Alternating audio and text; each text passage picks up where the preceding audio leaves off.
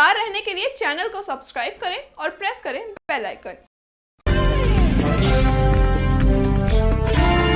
नमस्कार, स्वागत है आपका इंडिया टाइम 24 न्यूज में। मैं आपके साथ साक्षी सिंह। फेलियर्स किसी की भी जिंदगी का एंड पॉइंट नहीं होता है, बल्कि फेलियर से तो सक्सेस के दरवाजे खुलते हैं। विफल होकर ही इंसान सफलता की ओर कदम बढ़ाता है। अगर आपको यकीन नहीं होता तो आज मैं उन 5 इंडियंस के बारे में आपको बताऊंगी जिन्होंने अपने शुरुआती दिनों में कई सारे फेलियर्स का सामना किया था। दर्शकों का बरसों से मनोरंजन कर रहे अमिताभ बच्चन के करियर में सफलता कई बरसों तक नहीं आई थी, लेकिन अमिताभ ने दृढ़ निश्चय का दामन नहीं छोड़ा। जब उन्होंने अपना production house Amitabh Bachchan corporation limited खोला तो इसमें भी उन्हें नाकामयाबी ही हाथ लगी। बॉलीवुड में एक वक्त अमिताभ आसमान से जमीन पर आ गए थे। दिवालिया होने के बाद भी वो लगातार संघर्ष करते रहे।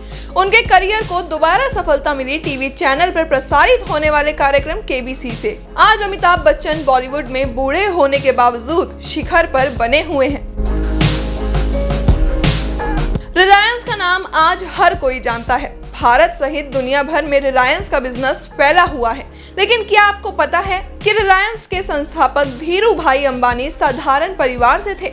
16 साल की उम्र में वो क्लर्क का काम करने के लिए यमन चले गए थे। यमन से लौटने के बाद उन्होंने दोस्त के साथ मिलकर व्यापार करना शुरू कर दिया। विचारों में तालमेल न होने की वजह से उनके दोस्त चंपक लाल दमानी और धीरू भाई अंबानी अलग हो गए।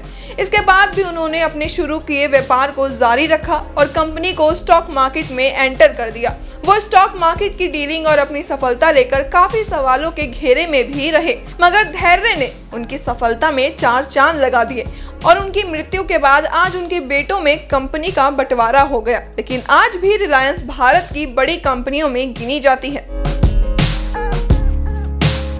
चाय बेचने से लेकर प्रधानमंत्री बनने का सफर तय किया है भारत के प्रधानमंत्री नरेंद्र मोदी ने।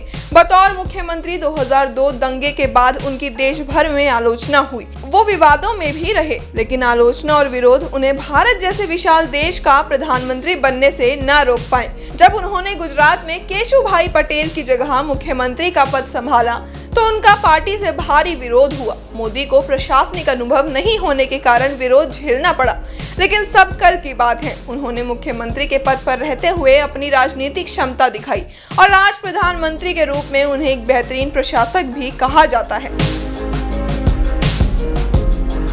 यूपी में साधारण परिवार में जन्म लेने वाले नवाजुद्दीन सिद्दीकी ने काम की शुरुआत एक पेट्रोकेमिकल कंपनी से की थी। जिंदगी में कुछ रोचक की तलाश में वो दिल्ली आ गए और यहाँ उन्होंने काफी दिन तक चौकीदार की नौकरी की। दिल्ली में उन्होंने थिएटर भी किया और उसके बाद किस्मत आजमाने के लिए वो मुंबई चले गए। हालांकि उन्हें बहुत जल्दी फिल्म इंडस्ट्री में काम नहीं मिला और अगर मिला भी तो बहुत छोटे छोटे रोल में।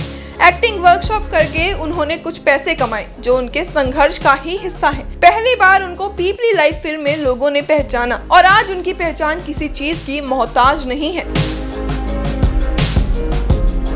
गांधी जी की जिंदगी काफी प्रेरणादायक है। गांधी जी पेशे से तो एक बैरिस्टर थे, इसके बावजूद गांधी जी एक मजबूत वकील नहीं थे। वो गवाहों से सही से क्रॉस सवाल नहीं कर पाते थे। लिटिगेशन लेटर की कुछ समय तक ड्राफ्टिंग करने के बाद गांधी जी दक्षिण अफ्रीका चले गए और वहां उन्होंने अपने राजनीतिक कौशल को विकसित किया। ये देखने में जितना आसान लगता है उतना है नहीं। अफ्रीका में भी उन्हें परेशानियों का सामना करना पड़ा और भारत में उनके द्वारा किए गए सत्याग्रह आंदोलन में भी काफी दुश्वारियां आई थी, पर गांधी जी ने कभी हार नहीं मानी। हालांकि उनकी जिंदगी का सबसे बड़ा काम भारत पाकिस्तान का विभाजन माना जाता है। उम्मीद करती हूँ कि आपको भी इनके जीवन से प्रेरणा मिलेगी कि निराशा में ही आशा के फूल खिलते हैं, भले ही कुछ देर लगे। फिलहाल के लिए इतना ही। बाकी की तमाम बड़ी खबरों के लिए आप देखते रहिए इंडिया टाइम 24 न्यूज। खबरों से खबरदार रहने के लिए चैनल को सब्सक्राइब करें और प्रेस करें बेल आइकन।